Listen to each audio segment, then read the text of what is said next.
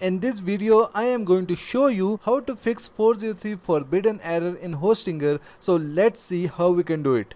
So to do this, at first we need to log into our Hostinger H panel, go to hostinger.com and then from the top just click on login. Now here you need to enter your Hostinger username and password and then click on login again. And this will take us to the H panel of our Hostinger account.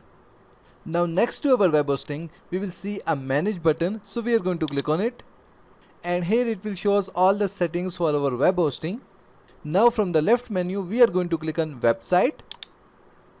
And after that we are going to select error pages from here. And here you will see a section for 403 forbidden.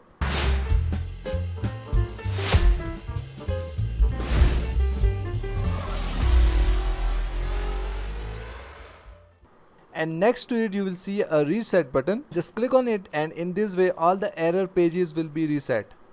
But if it is not working for you, then from the left menu again click on files and then click on file manager. Now click on access all files.